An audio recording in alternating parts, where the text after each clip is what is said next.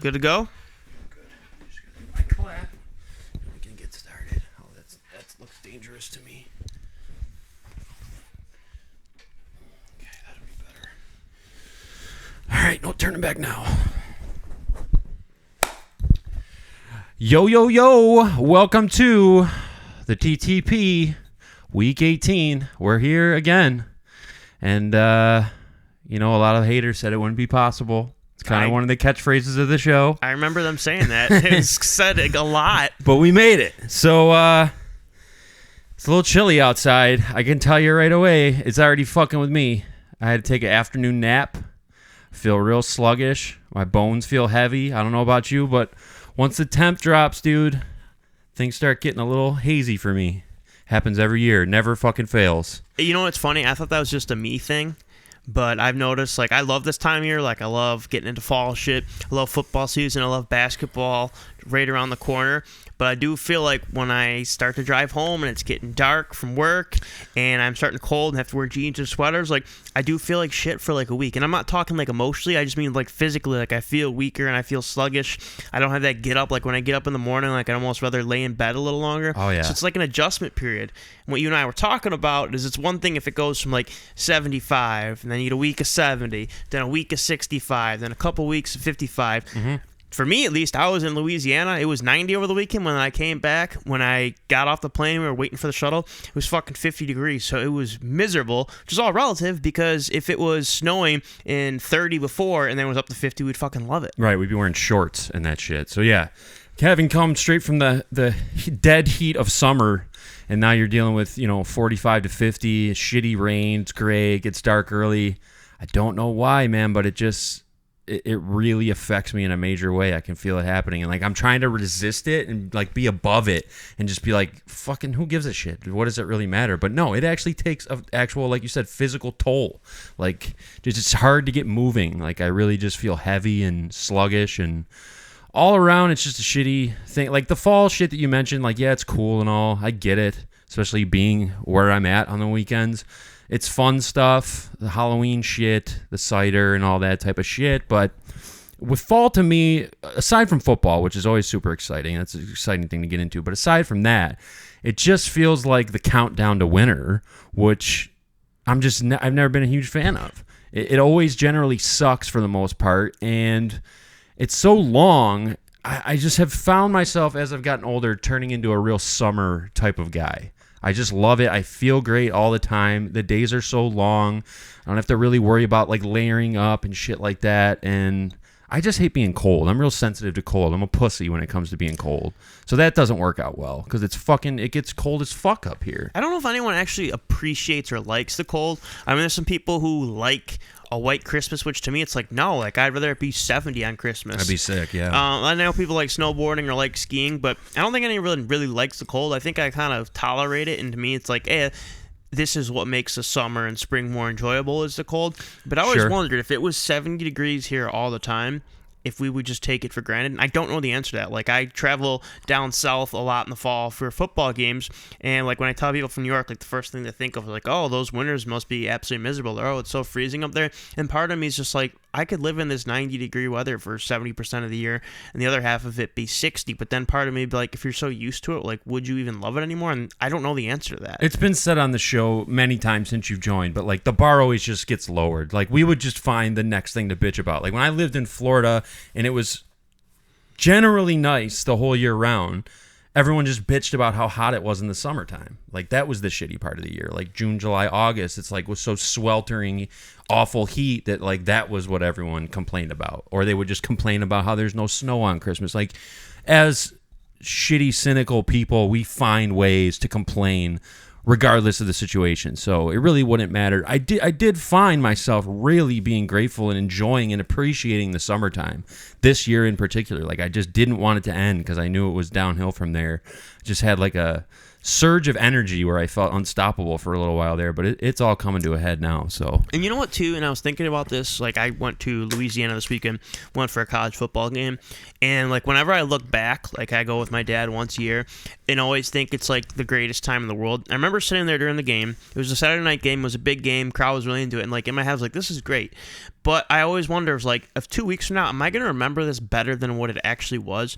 And I think like a lot of fun times in my life and look back like, oh man, that was such a great time. But I feel like I could probably filter out like the parts that probably weren't that great. Like when I sit back and think about like our high school days, all I remember is just having fun with you guys and doing all the fun stuff. But like if I were to really think about it and start writing down, like there was times I suffered from like depression, the times I didn't want to go to school, or times school sucks. Yeah, and you filter it out. When you look, you're so correct on that. I'm glad that at least now that you took that moment during the game to recognize how great it was, whereas opposed to like you just were living through it and then you reflected on it and realized how great it was. Like it's cool that you took that moment to appreciate it, because that's what it's all about really, is like living in the now and being grateful. But the thing that proves that theory the most for me, high school is one of them, but what proves that theory even more than that for me is like I look back at Stampede with rose-tinted glasses now. Like when I think about it, I think about the goofy shit that we used to do in the office and like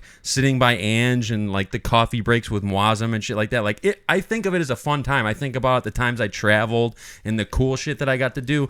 What I don't think about ever, unless I really push, is the daily grind of the 40 call minimum and driving there every day and certain people that I worked under and shit like that. How dull and gray the office was and just like the shitty dumb rules that they had. So yeah, you do kind of tend to like focus on the negatives in the present, but when you get past that situation, all of a sudden you can only remember like how cool it was and how much you miss it. It's like the curse of life, basically. I almost think that's a two-way street, though. And this is getting kind of personal here, but I'll just be honest with you because it's something I've thought. I was married for 5 years, and like whatever, it wasn't the best marriage, and I could sit here and trash her, but the reality of the situation is it always takes two. Sure. And like the most annoying thing in the world is hearing someone complain about their ex, because the reality of the situation is like you are probably just as bad, and you're probably extremely biased. And you did it for a reason, obviously. Yeah, but what I'm about to say is like, when I look back on my marriage, I always think like, oh, that was the worst 5 years of my life. But it was never that bad. It's just a way I've conditioned in my head to think that it was just 5 miserable years. But the truth is, like, I can't think of happy times in the relationship, but they definitely existed. And this has nothing to do with her. My whole point is I'm just saying, like, when I think back of it, it's just like it was a binary thing. Like, oh, it was just a poor experience. There's nothing positive. And the flip side of that is, like, when I think about these games myself and my dad go to, like, there was times where we were bored. There were times, not this trip, but trips in the past, we'd be waiting for an Uber for like 3 hours and it was fucking miserable and you're exhausted, but you kind of filter that stuff out. So that's exactly what I've been trying to do, is like in that present moment, like taking inventory of it. It's like when people have kids and like they always say, oh, it's the greatest thing in the world, or people like miserable about how stressful it is. The other situation is it's both. Yeah, 100%. There's shades of gray to everything. It's not binary, like you said. You're 100% right. And the one thing, someone I'm friends with who has young kids, and what he had said is like, this makes a lot of sense. He's like, I just wish people were more honest about having kids. And I was like, what do you mean more honest? He's like, people told me it was the greatest gift in the world and it was the greatest thing in the world. And he's like, when I got stressed and like wondered if I even wanted to be a dad anymore, I was like, I felt this extreme guilt. And I told him like, dude, that is so normal. Yeah. And I had kids before all my friends, so I got to experience a lot of that stuff. And there was times where like I would be like, man, I'm missing out on all this stuff. Like all my friends are having fun in their 20s. But the real situation is there's a lot of people in their 20s who like felt lost in life, and people as they're approaching 30 like weren't having kids and wondering if it was ever going to happen. So people always just view the other side as like the grass is always greener. Yeah. And it's insane. And I can't tell you how many friends I have that were in our 30s now that just think they're never going to get married or never have kids. And a lot of people like that. And I kind of look back and was like, you know what? My kids are older and like I've lived a pretty good life, and like there's going to be an awesome time when I'm in my 40s. I have that freedom. So having kids at a young age has some extreme benefits. There's going to be people we know that are friends, or that we're friends with, who have kids at 40 and like they lived up to their 40, but they're going to be stressed and they're going to be 60 by the time their kids graduate high school. But the flip side of that is they had a lot of financial freedom and probably in a much better spot to support their kids in their 40s versus their young 20s. So there's always two sides to it. It's just the way we remember shit is very distorted. There's pros and cons to everything, and you got to think like your memory of events is colored a certain way. Like you said, you've conditioned yourself. Even when the word marriage is brought up, like it probably gives you this shitty feeling because you've colored it that way in your head. Like there was that time we were talking about the first year of fantasy football, and I was positive that Jay Dry was not in the league. Like, I was 100% positive. You were 100% positive that he was. Like, I was certain that it was these 6 people. You were certain that it was these other 6 people. Like, and I watch a lot of true crime shit, and memory is not something you can trust. Like, when people give testimony, like eyewitness testimony to what they saw, like, they've interpreted things a certain way, like their emotions color it. Like, your memory is not what's the word I'm looking for? Like, it's not foolproof, or it does. There's not error. There isn't not errors. It's actually even worse than people think. It's horrible. Like, you totally. It's your interpretation of events way after the fact, and other memories get mixed up and shit like that. And yeah, like you were saying, there's pros and cons to every scenario, and it's really about. But back to being honest about shit, it would be nice, like you said, if people just said how they felt sometimes. Like, I think that people. You almost would never hear someone say, like, fuck, I really hate having kids. I wish I wouldn't have fucking done it. Huge fucking mistake. Because they feel like that's, like, disrespecting the kid's life. Or it's like, which I guess in a way it is, but it's like they feel like it's like blasphemous to say that. But I think you can feel that way as a parent if you're so stressed out and worn so thin, where you have moments where you think, fuck, I wish I would have never even done this. My life was so much fucking easier before I had to deal with this kid all the time. I think that should be okay to be honest in that way. And there's other things we're going to hit on later in the show about just not being upfront and not telling the truth. That sort of stuff just bugs me, because as human beings, being that we've all experienced this type of shit, we should be able to understand the context of the scenario and understand what people mean when they say shit like that. But a lot of times people are afraid to even go down that road. I think some of my favorite people, and they're people I really idolized in my 20s, like when I was a young dad in marriage, were the people who would like joke about like what a pain in the ass it is, and like the old corny joke like, why is divorce so expensive? Because it's worth it. But I was just like, these are real like human things, and like it's not this perfect fantasy world like when you're married or when you have kids. And sometimes like the happily ever after narrative can really fuck people up. Like, this is going to sound absolutely strange, but this was like when reality really hit me. Is I remember we were at Stampede, ironically enough, and we were complaining about like stuff when we go home, like, and having to deal with their wives. And the one guy was just like, yeah, like, I'm scared to tell my wife that her cooking is not good, because then she takes it as like a personal insult and it ends up just being an uncomfortable conversation. But then he'd say, then I love my wife. And then like I was kind of joking, but I was also kind of serious. It's like, do you guys don't actually feel this way? Like, your wives drive you nuts, and like you wish you never would have got married, right? Like, and you just say this because it's like the appropriate thing to say, that you love your wife, wouldn't change anything. And they are like, to a man, we're like, no, absolutely not. They're like, there's very stressful days, but I don't know where I'd be without my wife. And then in my head, I was like, maybe I just really have a dysfunctional marriage. Like, you never want to think that. You just assume that everyone has problems and you're just being a little cynical. But that's when the wheels started to turn, and I was like, yeah, maybe I just have always just assumed that marriage was hard and everyone hated it. And the fact that that's actually not the norm is why I need to start really evaluating and have those tough conversations. And what happens is when you make a drastic change like that, you usually don't look back and regret making the change. You usually wish, like, wait, why did I not do that sooner?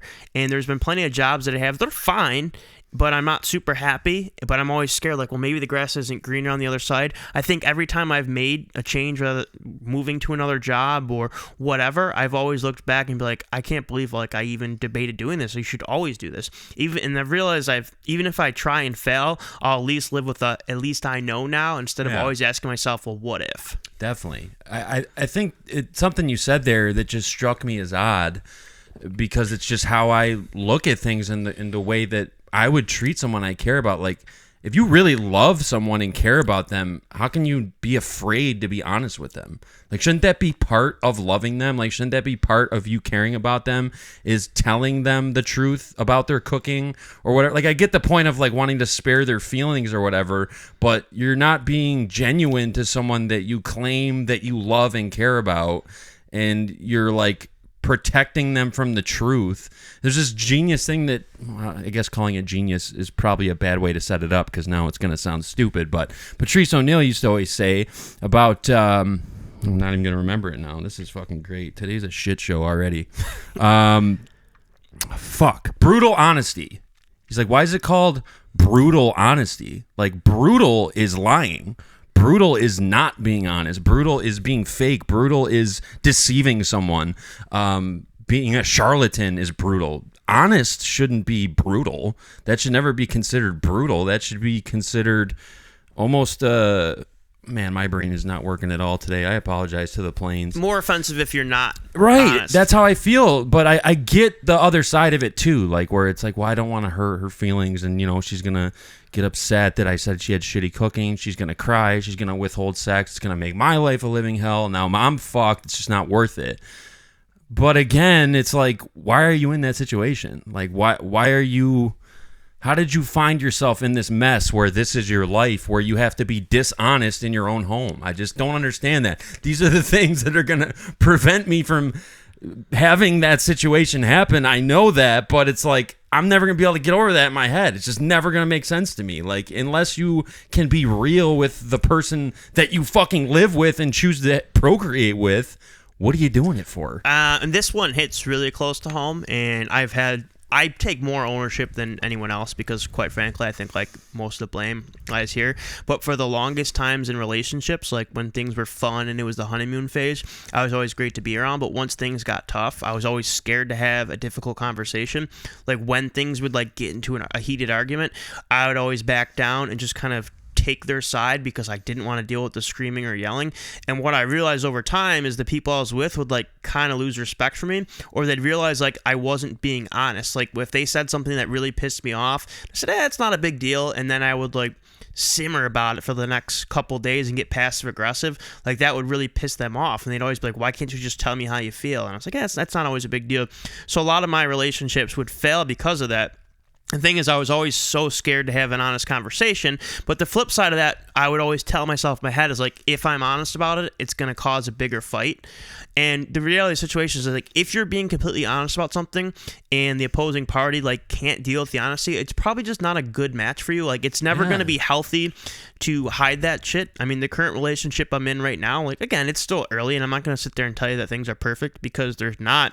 But anytime we've had a fight and I've just explained why I felt a certain way, she's always been understanding. She may not agree, but she like at least appreciates the honesty of it, which is a big step for me because like I said in the past, I would do anything to avoid a fight, and it's taken me a long time to figure out like where that actually stems from, but I'd rather just avoid the fight and take the person's side at that point than have a deep conversation. And the reality is like when you kind of do that and you're scared to have those conversations, it's hard to take a relationship. I'm not even talking romantic. It's hard to take any relationship to the next side. Like if we're in the Du Bois chat and you say something that pisses me off and like I don't tell you, like that may manifest itself weeks down the road with some innocuous comment you have that I actually get pissed about that wasn't a big deal just because I was carrying that previous conversation with me. Well, yeah, it's like sometimes fights need to happen. Like you're not going to agree on everything. What kind of friendship or loving relationship or family relationship or anything, business relationship, anything can exist and thrive if the two people are constantly walking on eggshells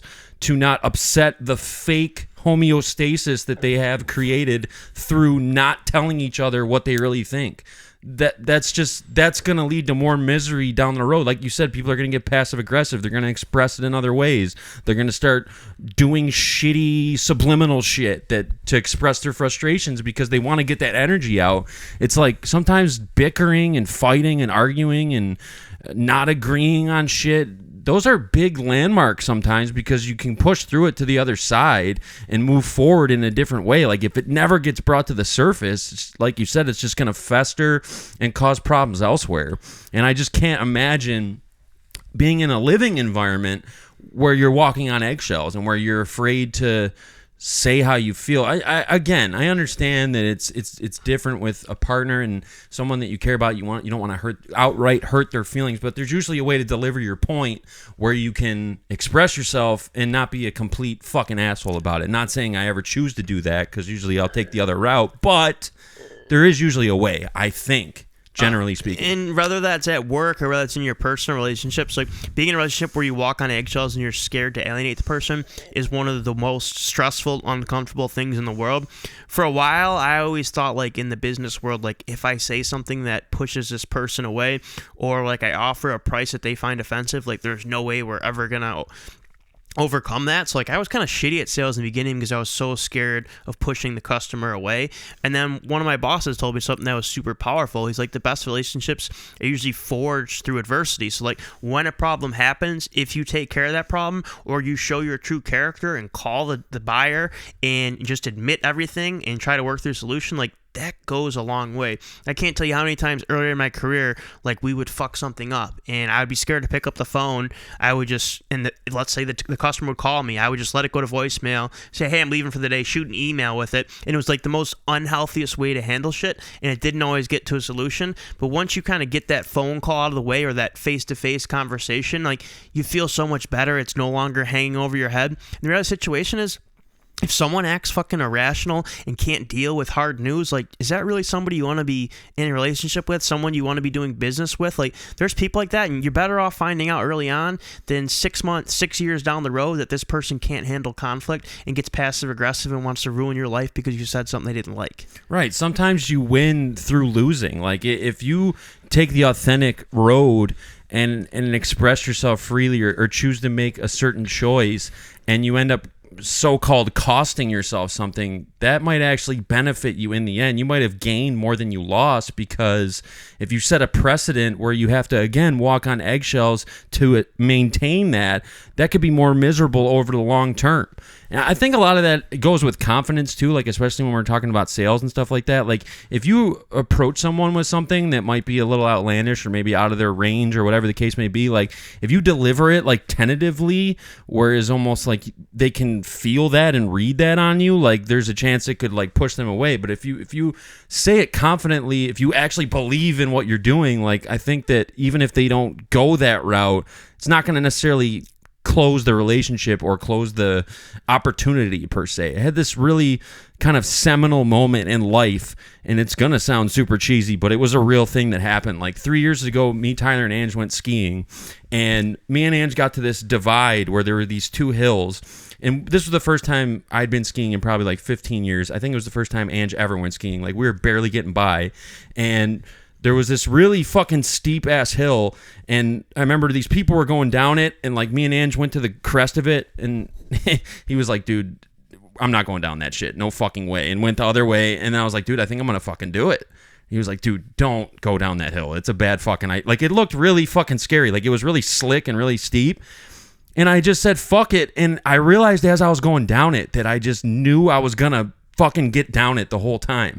And if at any point I had been scared going down it or not really sure if I'd make it to the bottom, like I would have wiped out so quickly. Like it was so important for me to actually just believe that I would, not saying that I wouldn't necessarily made it anyway, but that helped so much, like just the belief that you could do it. And I think that sort of thing can kind of transpire and be congruent in relationships with other people, because if you're trying to win someone over or get a certain type of sale or whatever the case may be, like they can see the fear and tentativeness on your face and in your voice, and that's the sort of thing that would push them away. It's kind of like trying to pick up chicks. Like you got to be confident about it. Like you can't meekly try to weasel your way and like shyly, like you really have to believe that you can get the girl in order to try to do it if it's going to work out, generally speaking. And I think that applies to a lot of scenarios. Well, and I think the mindset too, and I know this is like getting kind of like cheesy self-help talk, but a little bit. Like, no, I think like not being attached to the outcome. Like, hey, if we don't get this sale, like, so what? The next customer's probably going to buy this. Or, hey, I'm going to go up to this girl at the bar and ask her out, and if she shirts me down, like, I'm going to laugh about it with my friends later. It's not going to alter how I feel about myself. Right. And that's like an attractive trait, not even romantically, just in general. Like this person like is not going to be unaffected by this certain outcome. And like, and people are naturally drawn to that. And, like if you put things on a pedestal, like the reality situation, you're going to be scared of losing something you don't even have. If it's just doesn't really mean a lot to you, that's when things kind of more connect their way to you. That was the other side of it too, going down that hill. It's like if I believed I could get down it, but if I did fucking wipe out, I didn't give a fuck because I already knew I was a beginner and sucked anyway. So in my mind, I really had nothing to lose. So it was like if I do fucking bail and roll onto the hill, like unless I break something, even if I do, pain meds, hopefully. Yeah, I don't know. We'll see. Yeah, well, here's the thing, too. Like, I always hate when people are like, just be confident, just be confident. Like, what does that even fucking mean? You're just fake it till you make it? What I've kind of read and realized is that, like, you get confident by, like, trying stuff you're uncomfortable with and then succeeding with it. Yeah. And I hate to use this analogy because it's so shitty, and I probably sound like I'm just trying to insert this into the conversation, but it actually made a lot of sense for me when you asked me this. A couple years ago, I had gone on a bunch of dates over, like, maybe a 3 or 4 month span, and, like, in my head, it was kind of like a validation thing. That's what I was doing it. But you would kind of ask me, like, what are you really getting out of this? And then, like, and I really saw it and thought about that. I was like, you know what it is I like about it? I like going into an interaction being kind of scared because there's something at stake and doing it fucking anyway. And, like, even if it's a disaster, I can laugh about it later, or, like, having a good time. Like, there are situations, like, it's hard to go and meet strangers, especially when there's romantic feelings on the side. And there's something cool about the end of the night, like, even if it's not a good match, like, hey, I just did something that a lot of people are scared to do. I've had a lot of friends and coworkers say, like, I could never go on a date without, like, knowing the person before, and I'd be terrified. And, you know, it's definitely not as cool as I thought it would be. But, like, the actual action of doing something that's uncomfortable that a lot of people won't do, like, is a rewarding feeling. And it's the same thing with that hill. Like, one of our best buds wouldn't do it, but you did it. And, like, even afterwards, I'm sure you're probably like, wow, I'm glad I did that, opposed to not doing it. And then for a couple days, like, gnawing, like, why didn't I take that risk? I fucking tried it. Yeah, exactly. It's just jumping in the deep end of the pool, 100%. The quantity that you were going on just seemed exhausting to me. It was. I mean, 100%. Like, it was a lot. It was a really exorbitant amount. But I get your point, though, because I think we all can relate, like, especially trying to go on a date, like, from meeting online or, like, on one of the apps or whatever. It is fucking awkward. It's always weird. It's nerve-wracking when you first meet. Like, so just constantly putting yourself in that situation, like, you're just testing yourself. Like, you're building muscle memory. You're building your confidence up and just getting used to being in a situation that doesn't feel natural. And I think that just like anything else, like, if you fucking lift weights, you get stronger. Like, if you keep doing that, like, you're going to be better in those type of situations. It's going to make you more personable and more able to deal with uncomfortable shit. So I didn't think there was a drawback to doing it. I just was wondering, like, aren't you fucking tired of meeting these bitches? Yes, the answer is yes.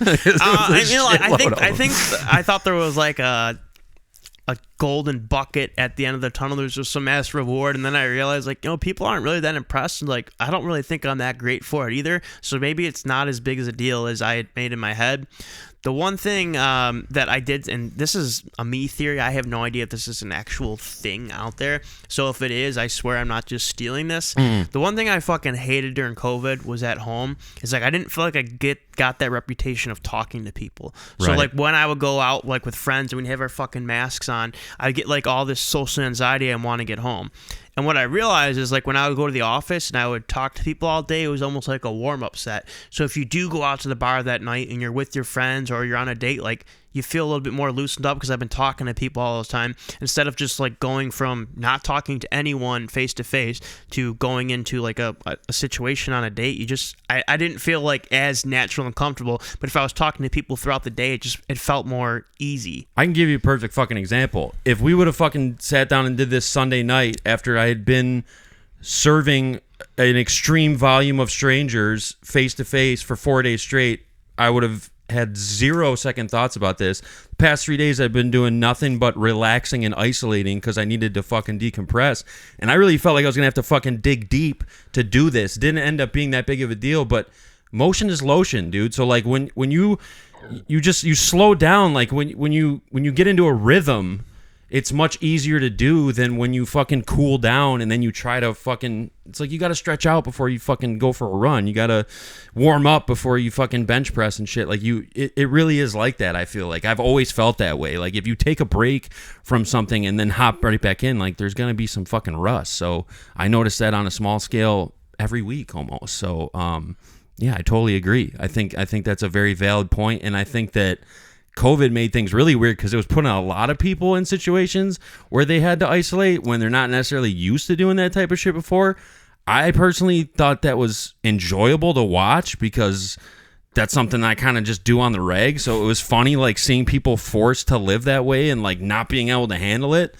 But that was just a little personal gratification that I got out of watching people suffer. So I don't know. I don't really have much more on that, but Yeah. It fucked with me, man. It fucked with almost everybody. Even it fucked with me too. It definitely did. I was more equipped for it, but I mean that was an extreme level of the world changing in a major way. So it did have one benefit, and I never really believed in this shit until like I actually had to kind of force and do some introspection, like actually reflecting on stuff and like taking time by yourself to think about stuff. Like I always thought that was kind of overrated. That's like weird hippie shit. But like when you do have a lot of time by yourself, like you do kind of have those aha moments. Like, oh, maybe I actually cared more about this than I realized. But if you're always on the go, always doing shit, always listening to something, you don't really have any time to think about it. Like if we were to go hunting, which to me sounds fucking miserable, and we were to have like 10 hours of just sitting there waiting for a deer to come, I don't know if that's exactly how hunting works, but that how it works in my head. Same, man. I'm sure we'd have some deep thoughts and some deep conversations opposed to just us at the bar watching a game while texting the whole night. Probably. It makes sense. The environment certainly impacts things. It was cool how everyone like got this new gratitude and appreciation for like normal shit, like eating in restaurants or like going to a game or going to a concert. Like everybody realized how important that shit was. And I mean, everyone's over it now. Everyone's back to just their normal cynical selves at this point because it's been years removed. But it was nice seeing that little small sliver of everyone realizing, I guess, how cool life really can be, even like the normal day-to-day shit that we take for granted on the often. But yeah, that didn't last. I mean, people are like, you should have gratitude towards something. Like, you can't have gratitude if it's not gone. 100%. Like, for example, like if you lose your phone and have to wait to get a new one for a couple days, or like your phone won't charge, like when it gets back, like you feel really great about it. But if I just have my phone and it's like an extension of my hand all the time, like how can I feel gratitude towards it? I have it with me the full time. Yeah. It's the fucking standby phrase, like how can we miss you if you never leave or some shit like that. That's what they always say about wrestling, like when people take breaks and shit, because every time someone will leave for a few months, they come back and they get this huge pop from the crowd, and then months go by and then all of a sudden it's back to like a mild reaction. But it's like that's that same concept. Like you really, if shit's always around at your disposal, like you just stop giving a fuck. Like it just becomes part of your daily action. And so I'm going to ask you a question then, because this is something I've thought a lot about, and I kind of waffle between the two. Like the old expression, like you don't realize till you have when it's gone. Like, do you think that's true, or are you kind of the belief where I'm leaning right now? Like, no, like if you really valued it, you would have valued it while you had it. I try really hard to not have to lose things to appreciate them, only because I've learned through losing things how much I miss them when they're gone.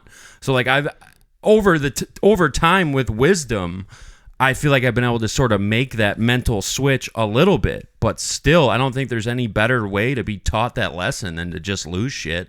And I think a lot of times it does take that, because you can imagine what life is like without certain things, but unless you actually go through it, you never really know or really feel that void the way you do when it actually happens.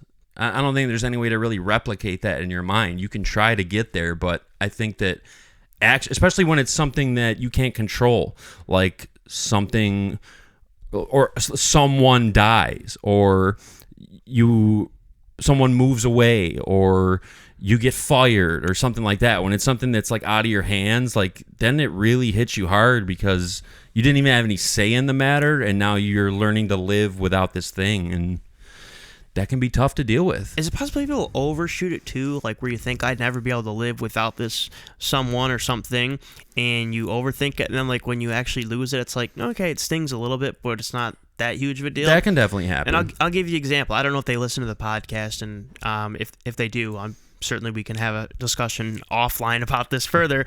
But I had a couple of friends at ACV, still at ACV, one is, one isn't, and I'd spent a lot of time with them, and I was very close friends with them, and both happened to move out of the area. And I remember just thinking, like, when I had spent a lot of time with them, like, oh, when they leave, like, this is going to be tough, because these are, like, two of my good buddies. And out they left, like, still miss them, and still, like, whenever they're back in town, definitely like to meet up. But it wasn't as big of a void in my head. I feel like you kind of replace it with other things.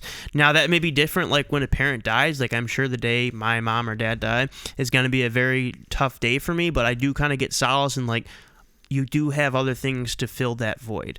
And it's something I've talked about with my therapist. My dad's 70 years old. He had a health scare over the summer, and one of the things I was really worried about was like, man, when he dies, this is it. And what the therapist said is like, life still goes on. His mother had actually died, and he's like, yes, you'll always have that pain of that person there, but like other things come into your life, other people you tend to appreciate more. And we have a friend who I have all the respect in the world for, had lost his dad at a young age, and like it's really inspiring to see like he's doing a lot with his life and like making the most of it, because that could have easily went the other way, where it just got bad to drugs, gave up on life, and just became, I mean, for lack of a better term, like kind of a loser. So like it is inspiring to see like just because you lose something, that doesn't mean that your life can't turn out great. Ultimately, life goes on, and generally speaking, time helps to heal all wounds, and we do adapt to whatever situation we're thrown into. Like when I imagine, just to bring it into my own world, when I imagine the day that Clarabelle's life comes to an end, I can't see past that moment. I imagine that I'm gonna die on the table with her, because it just doesn't seem, but it's gonna happen someday, and I'm gonna move forward. Like it's just going to work out that way.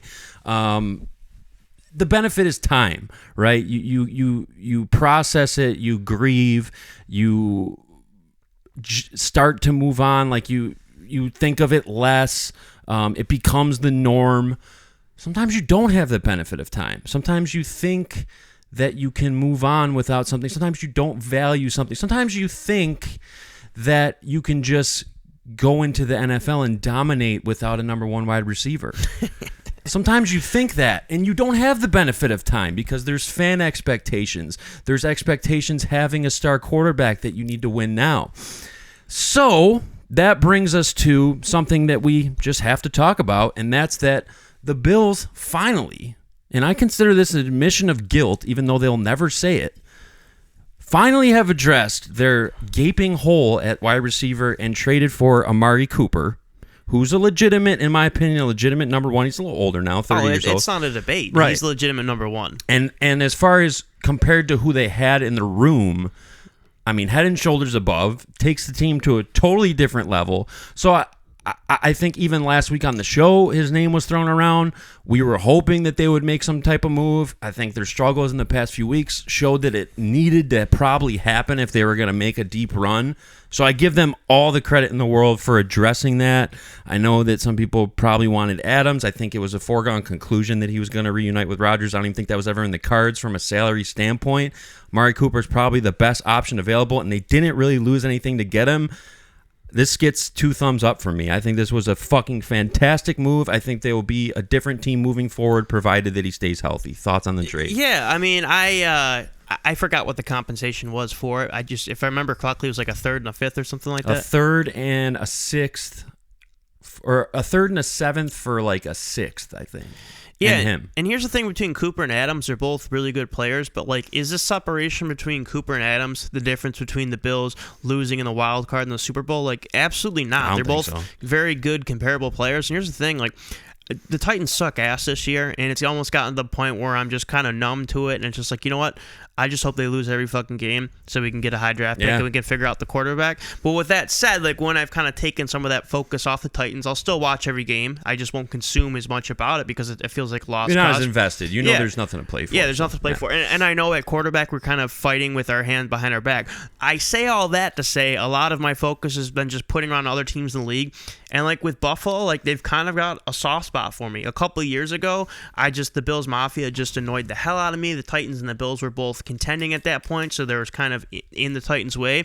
But now, like when Keon Coleman was an FSU guy, he was one of my favorite guys to watch last year. So the Bills got him, got an extra soft spot. But I think for the city of Buffalo, like a Super Bowl just would mean so much more. And this is the type of guy who doesn't push you over the edge where you're a favorite, but it puts you in the conversation. The Bills had a glaring hole at weakness, and come playoff time where teams can kind of exploit some of those weaknesses, if you don't have a guy who can make plays against the elite teams, you don't have much of a shot. Josh Allen is obviously a tremendous talent, but if the receivers aren't getting separation, you're kind of limited in that ceiling. Again, who knows how he's going to gel? I tend to think players that talented can make all the difference. Bills aren't a clear-cut favorite by any means, but I think they're in the conversation with the Chiefs, Ravens, and Texans now. And as a Bills fan, like, you only have Josh Allen for so long. That window is extended so long. You don't want to fuck around and punt on a year that you have Josh Allen because, like you said, taking things for granted. When he retires, you're probably never going to have a quarterback like him again. Definitely. I've been handling this with kid gloves just to be nice. I know everyone was really excited about the first 3 weeks. They looked really dominant. Everyone thought this receiver by committee shit was going to work, and it looked good for few certain game plans, the right matchups, certain things like that, but it became very evidently clear they weren't beating any good teams with that wide receiver room. It just wasn't going to happen. They had no way to push the ball down the field. There was no threat of anything to even open anything up underneath. I guess it was possible, but you've increased your chances significantly at this point by adding a player of his stature. Again, I got to give it 2 thumbs up. I'm so happy to see it because now I can stop bitching about it. Obviously, I didn't want things to blow up in their face, but anyone with 2 eyeballs who isn't a complete homer saw this coming from a mile away. Nice to see it addressed. I would have liked them.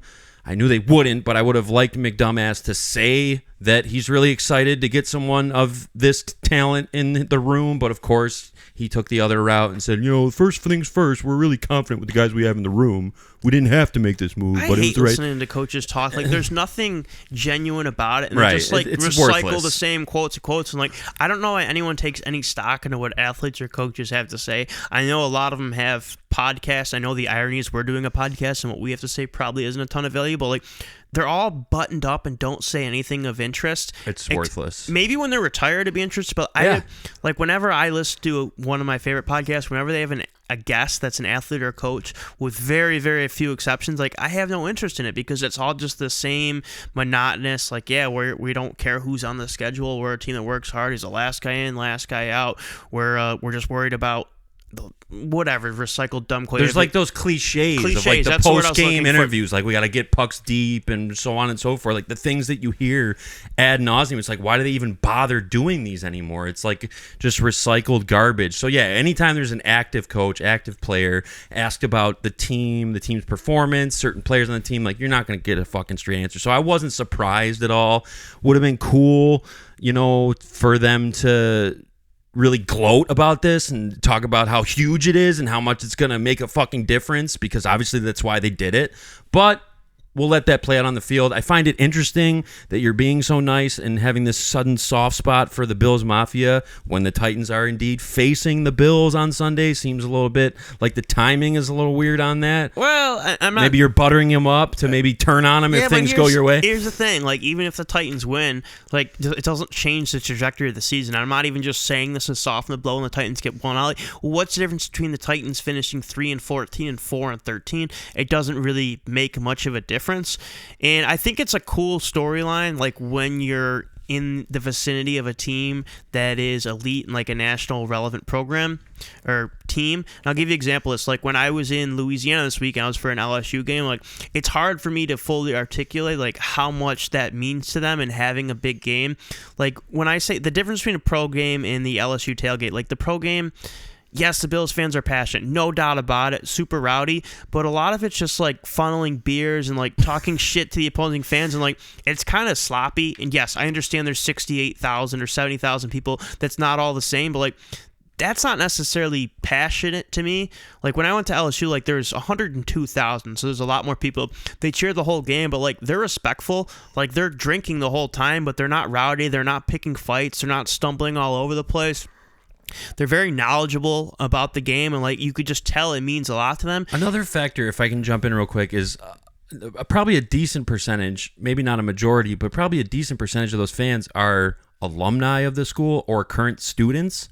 So that adds a whole new layer to fandom, because it's not like I've ever worked for the Bucs organization or anything like that. I mean, trust me, I think my passion goes as far as anyone's, but I'm just saying, when you actually go to a school or had gone to a school like that, it kind of changes things a little bit, I feel like. It does, and like a lot of the kids on their team are from that state of Louisiana, so it would be kind of like if there was the Lockport wide receiver ended up getting drafted to the Bills, there's that element of it too. Right. And the thing you got to realize about pro rivalries and college rivalries, both are awesome, but when we live in Buffalo, like outside of guys like you and me, like there's not many non-Bills fans. They're pretty much all Bills fans. There might be a couple transplants from New York, but when you go to like the state of Alabama, there's two main programs there. There's Auburn and Alabama, right. And you may be in an office with 13 Alabama fans and 25 Auburn fans, and that's like a year-round thing. Like imagine if half your office was Jets fans and half your office was Bills fans. There's that pride always going back and forth.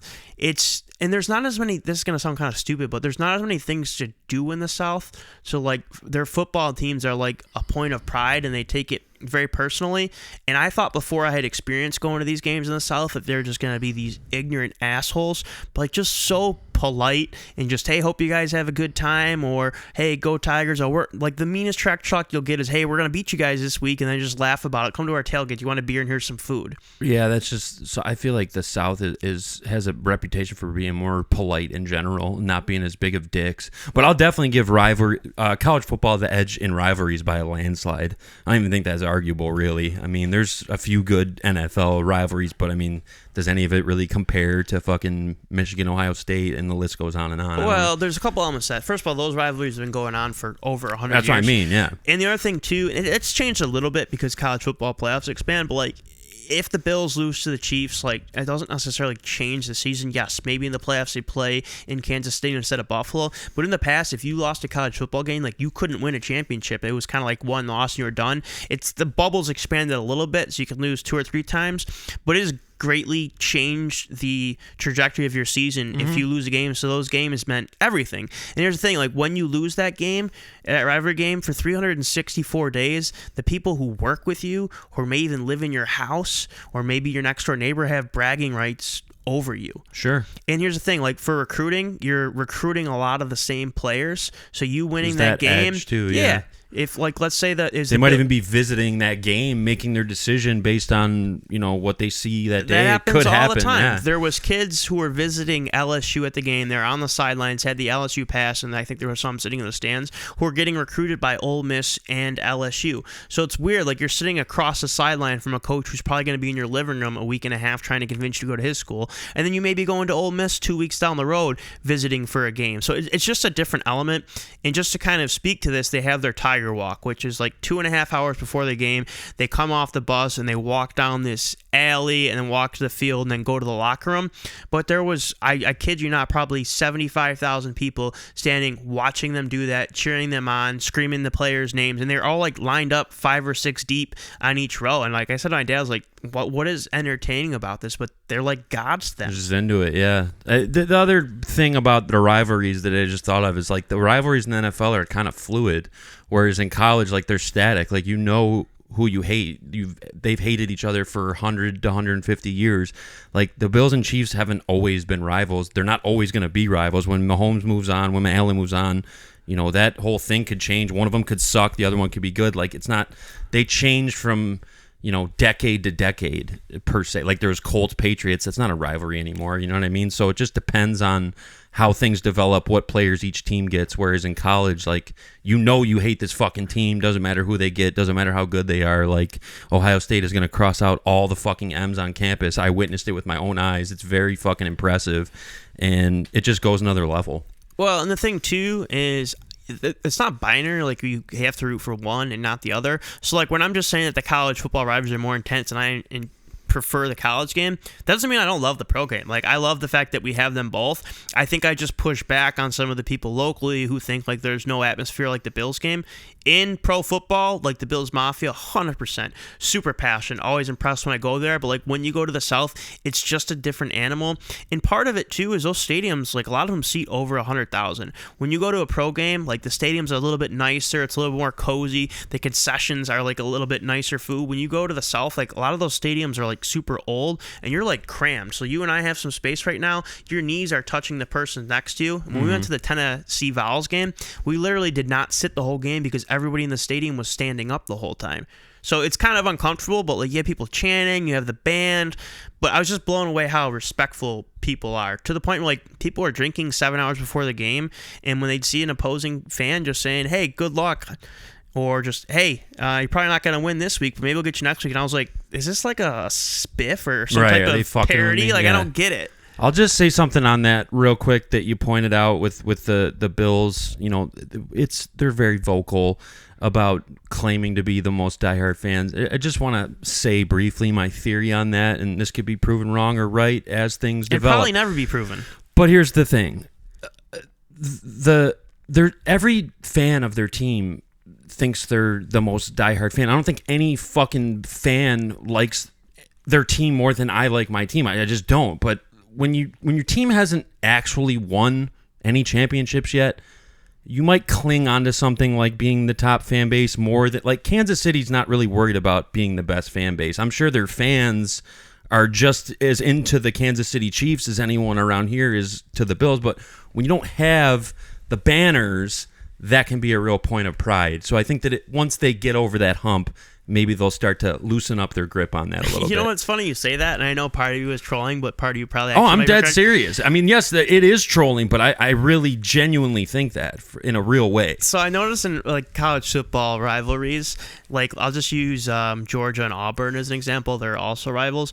Auburn fans are constantly making fun of how many Georgia players get arrested over the season, and it's like a point of pride, like, oh, our kids don't get in trouble. It's like your team's fucking losing, and FSU does the same thing about Georgia fans. Right. Like, look, another Georgia player got arrested. Like, what type? They use thugs or scumbags. Of those. And it's like, I'd rather have everybody in our team get arrested if we won a championship. Exactly. Like, who gives a fuck if the kids are in the community doling out to the less fortunate? Like, yeah, it's a cool thing, but like, I don't really care. Right. I mean, if the Bills players are out and like spending all their time at the Salvation Army, but they go 0-17, like, I can assure you that most Bills fans would be much happier. They're not going to be happy. 17-0 and 53 guys raped a woman the previous 100%. season. They would take it in a heartbeat. So let's hope that it's possible now. I think that they've definitely elevated themselves within contention. I don't know that they were there before. I think they were in the conversation, but I think now they're a team to watch. Hold on, I want to go back to something too, because it's always really funny, like, listening to people talk about how their fans have the most passion. It kind of goes back to like colleges saying they're the biggest party school. Like, how the fuck do you even measure that? There's no way. That's what I mean. Like, you go to any fucking game and you're gonna see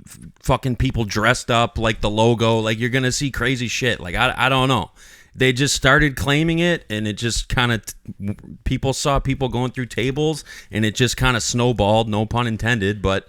And that's just something that they kind of wear as a badge of honor because, like I said, there's no other badges to really wear. And I'm not even shitting on the mafia here. This is just my... I'm not either. I think it's... the next statement I'm going to make. Oh, okay. Is like, I don't think like you getting like crazy drunken partying, like that doesn't necessarily make you a great fan. Like, some of the most knowledgeable fans I know are the ones who don't want to deal with all shenanigans, who just want to go at home and because they don't want to deal with someone else. They're so into the game, like, right? How much... Honestly, I'd argue if you're getting blackout drunk, you're not a fan because you're not going to... You don't even know what's going on. Yeah, I've been there for the party. Right. I have been to Bills games where by the third quarter, I saw fucking 44 players on the field, hands down. So, I mean, I'm not the only one in there who felt that way. So, whatever. It's certainly a unique culture. You got to give them the credit for that because you're not going to get the experience of a Bills game anywhere else. It's definitely one of a kind.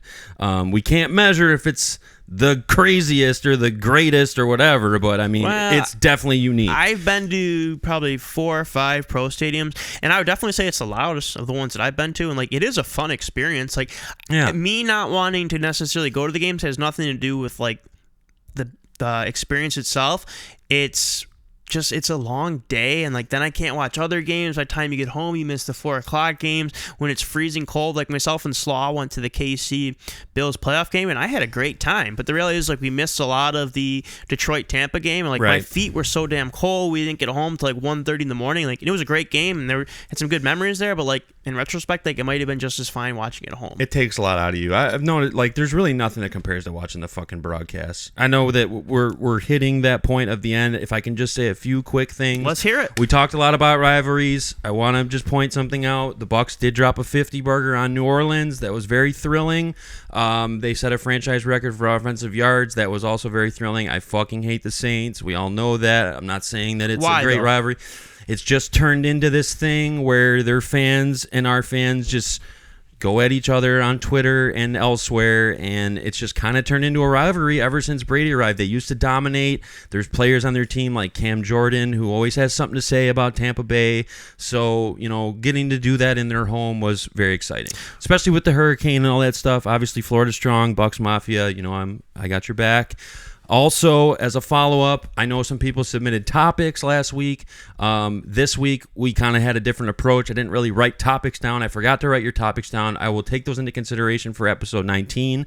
I know that you had a nice airport story that we were going to get into, so we can get into that stuff later on. I'm just happy that we got one in the bag because being consistent is so important. I don't want to ever mess up the streak, and I think it's a little bit of a shame that we're not going to the Bills Titans, but I will definitely have my eyes glued to the TV for that one if I can. I'm going to do my best to watch that, and I think it should be interesting. I hope it's not a blowout either way. I would like to see a good game. I think that the Bills will probably dominate, but I don't know. Maybe we'd be in for a surprise. Yeah, and I don't want to make it sound like I'm a fair weather fan where I don't care about the Titans. But so I got back from Louisiana Sunday morning, and I was watching the Titans game, and the Titans had won their previous game. So I was like, oh, they're actually starting to string something together. They're playing good ball. But it was their fourth loss, and of 3 of those losses, they had the lead until the fourth quarter and blew it. And I just realized, like, with this quarterback, we don't have a chance. Like, I will still watch every Titans game. I will be so excited for the draft. I'll be so excited for the moves. But there is this, like, feeling of defeat. Like, it doesn't fucking matter because we're constantly up and the quarterback constantly blows the game. Like, we are fighting with a guy who we just can't compete with. And part of me is like, am I just setting myself up for disappointment every week thinking this is a new team, last week was a fluke and there's a real possibility? Or do I just need to accept, like, hey, I'm going to love football and enjoy it because the season's always so long, but I'm not going to get too emotionally invested in a team that I know has no bright future for this current iteration of football. It makes sense. I think in some ways, at least in a vacuum this week, you're in a very enviable position because you have truly nothing on the line. There's no stakes. There's virtually nothing to lose, and almost anyone in America would pick the Bills to win. So if somehow there is an upset, I don't know. I would take advantage of that. I would maybe talk some shit. That's just how I operate. Obviously, it has nothing to do with us, so talking shit is arbitrary. It's not like it really means anything, so it's just nice to have fun with people based on something you have no control over and it's totally arbitrary. I would do that, but that's your choice. I don't know if we'll see it go that way. Bucs Ravens on Monday night. That should be a fucking great game, I hope. And I don't know. Hopefully next week we'll have a lot to talk about. No. We still got a couple more minutes here. I know you're trying to kick me out early. I'm not, by any means. Here's the thing, and I've complained about this for a while. Like, I fucking hate how boring some of the Monday night games are. So when I saw the Bucs Ravens, like, I was genuinely excited. Like, to me, a great regular season game, while it doesn't have necessarily the meaning of a great college game, I still love watching it. Yeah. Like, the Bills, whenever they'd play the Chiefs, like, I didn't necessarily have a rooting interest. I was like, it's just cool. You know it's gonna be good. It's gonna see Allen versus Mahomes. My thing was, like, with some of these Monday and Sunday night games is you would get these teams, just anonymous teams, like the Giants versus Seahawks, and like nothing about that was compelling to me. And I'd be like, okay, there's really nothing else to watch, but I don't necessarily get excited for it. Ravens Bucs, like, that is a potential Super Bowl matchup. Like, that is super intriguing to me, and I just wish as the season got deeper that they were able to make some of these adjustments and changes, because if you could have a Monday night game like that every week, I think your ratings would be much better. Yeah. Seeing guys like Mahomes, Allen, Lamar Jackson, I mean, and as much as I don't think he's on this category, like, Baker Mayfield is legitimately a good NFL quarterback. He's rising, too. And the Bucs aren't just like Cody's gimmick, I'm just going to be goofy and talk about how good they're. Like, they're legitimately a good team this year. They seem to be. I will say on the record, so that it's in stone, this game strikes fear into my heart because I saw what the Ravens did to Buffalo. The Ravens are fucking hot. Not to mention, the Bucs have a very long, tenured history of folding on primetime games. And as good as they've been and as good as they played, even with last week in mind, I'm just not sold on them yet. I just feel like the bottom could fall out at any time.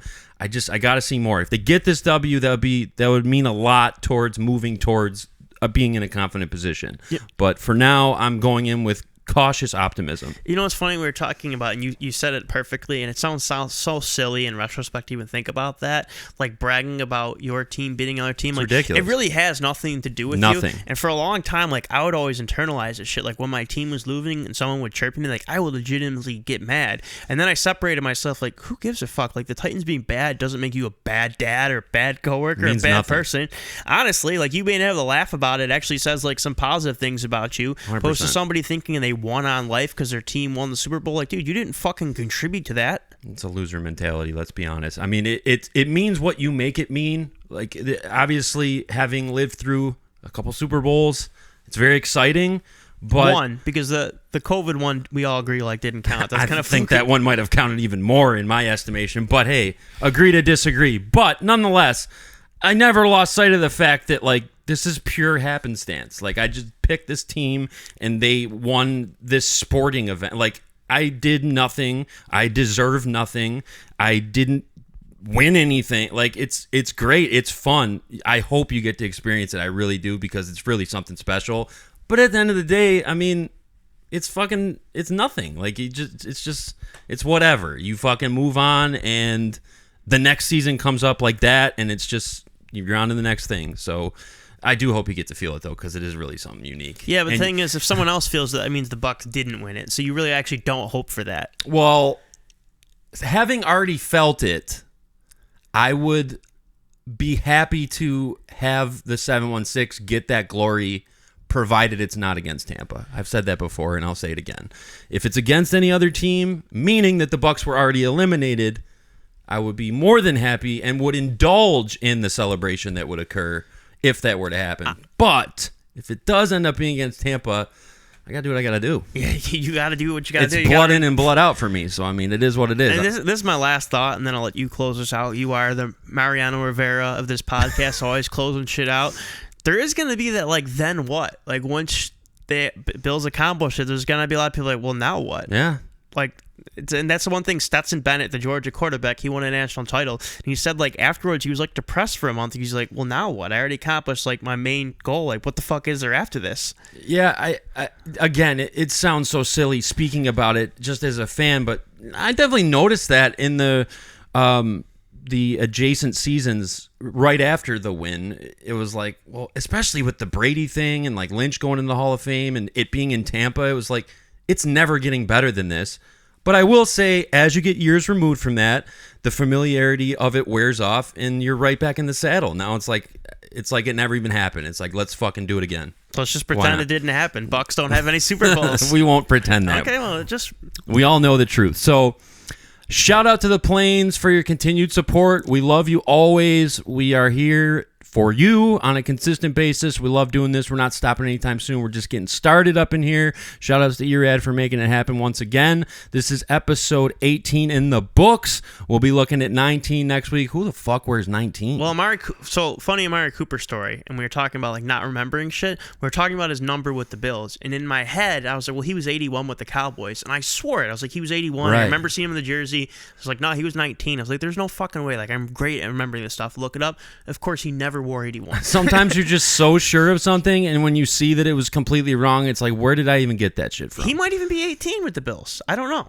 I didn't get to see what number. Well, let's just say he is, and if he wasn't, we'll edit it out. So this could be the Amari Cooper episode. It could be Peyton Manning. If it's not, it's the Peyton Manning, and next week will be the Amari Cooper episode. So to the Plains, we love you, we respect you, we appreciate you. It's always a pleasure to be here, and we'll be back next week talking more shit. That's just what we do around here. So, you're Ed. Yep, I'm going to dap up. Then I'm going to head out the door because Angela would be proud about that. Get the fuck out of here. All right, it's been real. All right, later. I'll see you next week.